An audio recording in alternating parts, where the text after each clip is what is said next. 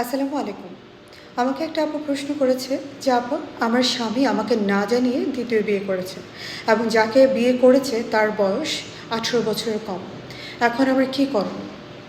দেখেন আপু, আপনার স্বামী এখানে আলাদা আলাদা ২ টা অপরাধ করেছে। যেহেতু আপনাকে না জানিয়ে বিয়ে করেছে, তার মানে প্রসিডিওরটা ফলো করেনি দ্বিতীয় বিয়ে করার জন্য যেটা করতে হয়। সে একটা শাস্তিযোগ্য অপরাধ করেছে। দ্বিতীয়ত, আপনার স্বামী যাকে বিয়ে করেছে সে বাংলাদেশের আইন অনুযায়ী যে বয়স নির্ধারণ করে দেওয়া আছে একটা মেয়ের বিয়ের, সেটার চেয়েও কম বয়সের একটা মেয়েকে বিয়ে করেছে। সুতরাং সেটাও একটা শাস্তিযোগ্য অপরাধ করেছে। এখন ১৮ বছরের কম বয়সী কোনো মেয়েকে বিয়ে করা মানে বাল্যবিবাহ করা। তো ২ টা অপরাধ করেছে। এখন আপনি অনেক কিছু করতে পারেন। প্রথমত, আপনি থানায় সরাসরি মামলা করতে পারেন বা জিডি করতে পারেন।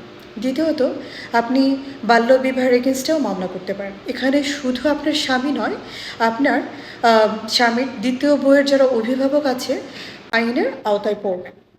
তৃতীয়ত, আপনি পারিবারিক আদালতে ভরণ-পোষণ, দেনমোহর এগুলোর দাবি করতে পারেন। আর যদি আপনি সংসার করতে চান বা সংসার করতে না চান, তাহলে আপনি খোলা বা সমঝোতার মাধ্যমে তালাক নিতে পারেন, অথবা সেটা সম্ভব না হলে আপনি আদালতের কাছে তালাক চাইতে পারেন। আর লাস্টলি একটা কথা বলবো আপু, প্রমাণাদি সংগ্রহ করুন। বিয়ের ছবি, কাবিননামা, মেয়ের বয়সের সনদ, সার্টিফিকেট এটসেট্রা। এগুলো আপনার মামলায় কাজে লাগবে। আইন আপনার পাশে আছে, সুতরাং আপনি ভয় না পেয়ে আইনি পদক্ষেপ নিন। ভালো থাকবেন আপু। আসসালামু আলাইকুম।